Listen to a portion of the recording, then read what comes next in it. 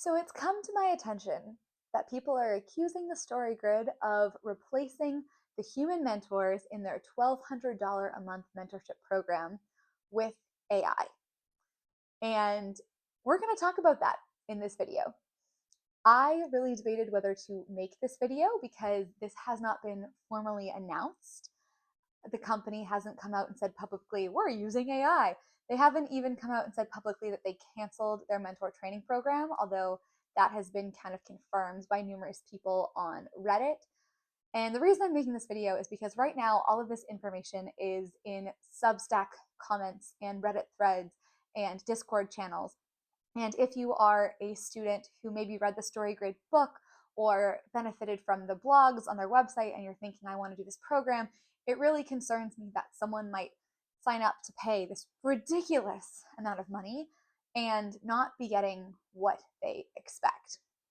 Let me just start by saying there is no reason, in my opinion, personally, for anyone to pay $1,200 a month for a writing program. If I was that person, if I had this option, I would save my money and I would get a developmental edit from a reputable editor. 1 to 3 months of that money would go for an edit of your actual book, which can be so valuable versus and this is a controversial thing to say because their structure of working on scenes first does work. I think it's useful, but if we look back at where StoryGrid began, which was with a podcast, a book that Sean Coyne wrote, and then a podcast where Tim Grohl was an emerging writer who struggling to write a story that works, that used to be the tagline, and Sean Coyne is an editor with 25 years of experience who has this methodology he's going to teach me.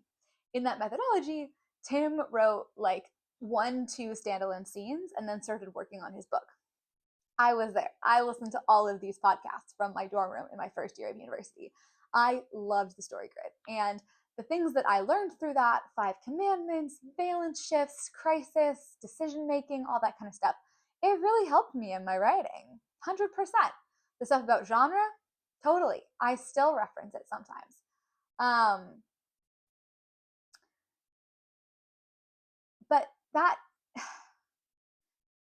But we've definitely seen this company evolve, right? Go from a podcast to, multiple podcasts. There was a certified editor training program that, a lot of people who are giving writing advice now went through. I remember them doing training sessions in Nashville. A bunch of those people then were on the Editors Roundtable podcast and the Showrunners podcast, and were involved in like the Masterwork experiment, which was really cool. Then StoryGrid announced StoryGrid Publishing. They were going to publish books, companions to Masterworks, doing analyses, publish their own fiction books. I remember being very excited. I remember submitting a story to them. And then they started StoryGrid Guild, which I was a member of for a couple months. And then it became StoryGrid University, and this was maybe a year and a half ago. They announced 3-year curriculum that would level you up from a certain level up. Now that, interestingly, is StoryGrid University thing you can't, or the guild without mentorship, you can't find on their website anymore. All I can find on their website is this mentorship program, where the idea is that you are learning techniques for scenes. I assume it's similar to the guild that I was a part of for a very small amount of time. You're given materials, you're given a kind of a weekly assignment, there's a call, you write your scene, and then the idea was that you would have a mentor who would give you feedback on the scene so you can improve it. Great. Sounds good. I don't know if it sounds like $1,200 a month, but that's just me and what I'm willing to spend my money on. So let's move forward to kind of the fall of 2025. Now, I don't know how long this mentorship program has been running. I believe it's been for a while. They kind of had the guild, and then they had guild plus mentorship. It really seems like now it's just mentorship, but anyways, and they also had a mentor training program where so that evolved, I believe, from their StoryGrid certified editor training program, which was before the pandemic, the first when that was running. So quite a while it's been running. And the idea of this mentor training program, according to Reddit, was $5,000 and you would do all of this StoryGrid training. And then at the end, learn the methodology. And then at the end, they would pair you with students in their mentorship program to give feedback to them. And I'm going to link the Substack post below, where someone who has experience of developmental editor, as a developmental editor, joined this program, was given some students, and we're like excited about it. There's a post on Reddit from someone who joined, I believe, in kind of November of 2024. Again, like quite excited about it. It's been great. They trained editors and provided clients. They're someone was saying they were happy with their investment so far, etc., etc. And then it seems like things kind of started going off the rails maybe about a month ago. There's reports of a call with the mentors where the CEO, which is Tim or Sean, I don't know which one it is, to be honest with you, basically gave the mentors an assignment. I'm just going to read from this Substack article here. The verbiage of the message alternated between calling this task an experiment, an evaluation, and additional training. The message from the company owner was that this task was required.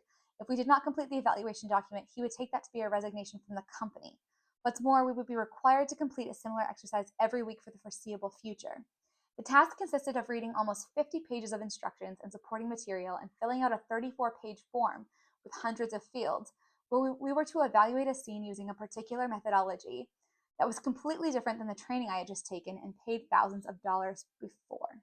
The mentors were called to a meeting with 3 of the most experienced mentors who had already completed this task as a pilot. Their news was dismal. The analysis had taken them many hours, 12 to 18. And because we were specifically paid by the student, we wouldn't be paid for this additional labor. This person, it's from Pen and Plot on Substack, by the way. They didn't get a contract. Basically, they were kind of let go from the company. They didn't have a contract, even though they had already been assigned students to mentor. And, there you go. There have been similar thoughts, over 10 mentors have dropped out. The Reddit thread is basically saying that, they were giving extra unpaid work. 10 mentors have quit and more to come. Sean was, in theory, allegedly blaming mentors and students for not producing better work, was fed up with that. They ended up fully canceling their training program. It honestly sounds like a complete dumpster fire. And then you have the point where it goes to AI. So this is just a rumor. This is the word on the street going around right now. But the evidence we have for it, it's not just Reddit, because we do know StoryGrid's been using AI. And I'm going to show you that in one moment. So we have a Reddit post from someone who claims to be a student saying, there's confusion the current students have about the comments on their new assignments. They're saying the students are moving to a new dashboard.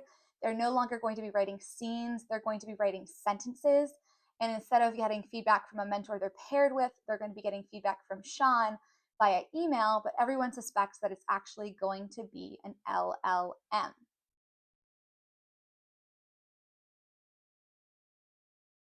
So yeah, here it is. Here's the latest iteration of StoryGrid is writing sentences. So if that's not what you're referring to as 3.0, I'm not surprised it's not helping.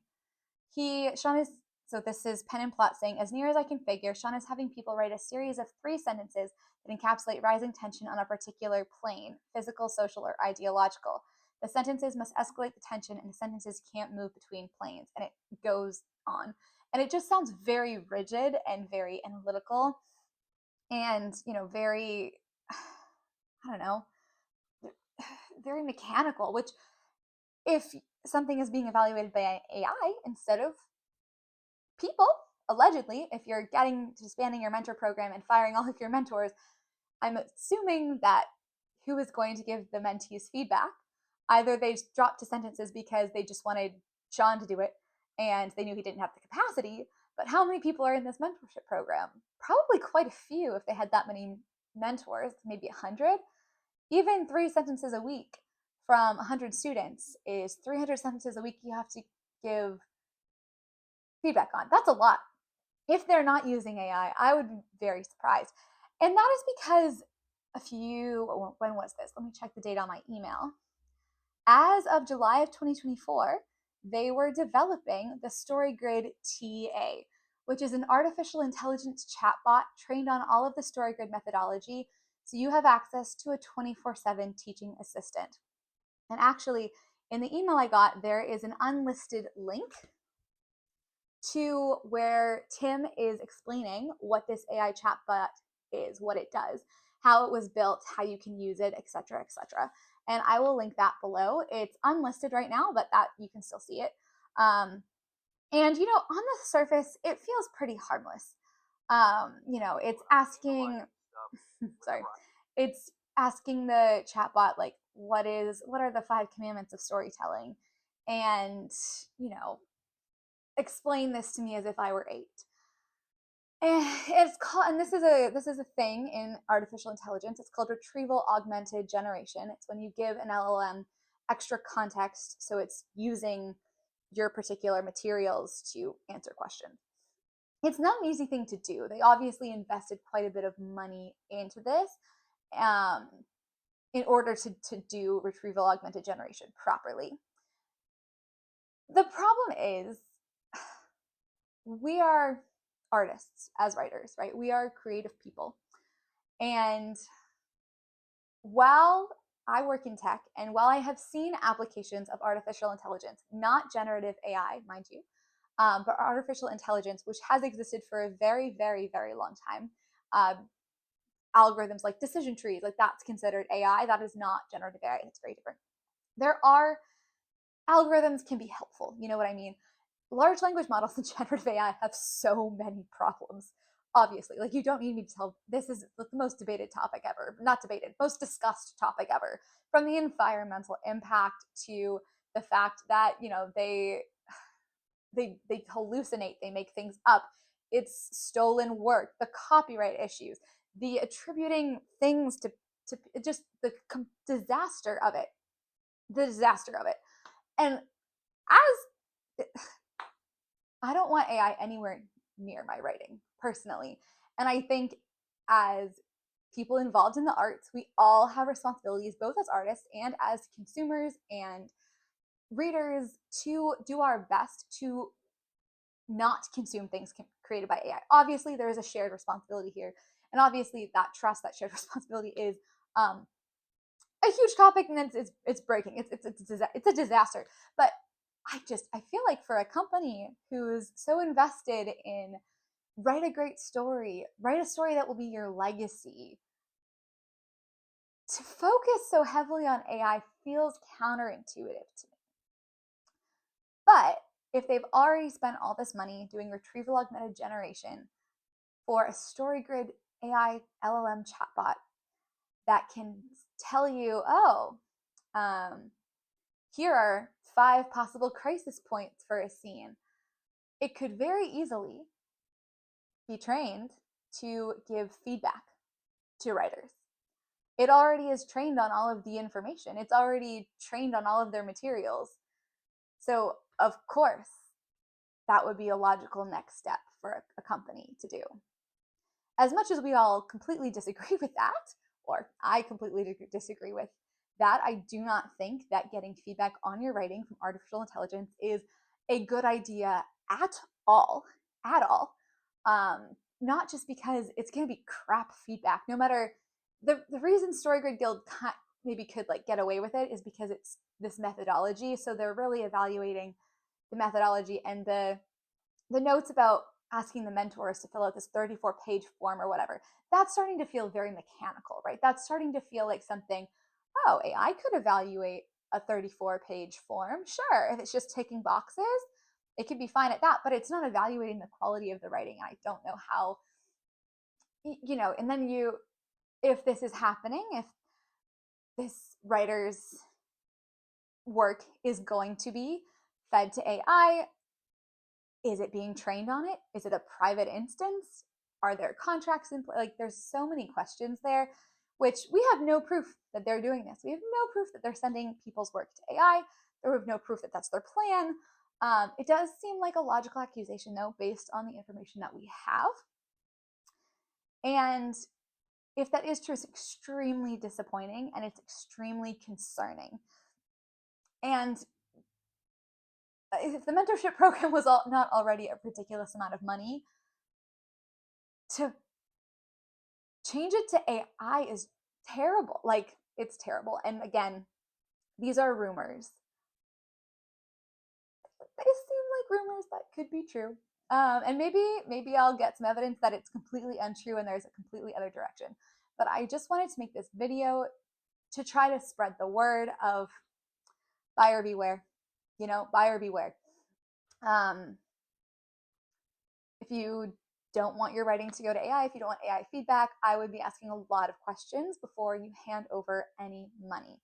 And again, you shouldn't want AI feedback because AI, I've explained this. I had a friend who's writing a nonfiction book, and she was saying how she was using AI to organize her notes. And me and another friend who works in publishing, we were on Slack and we were like, listen, don't.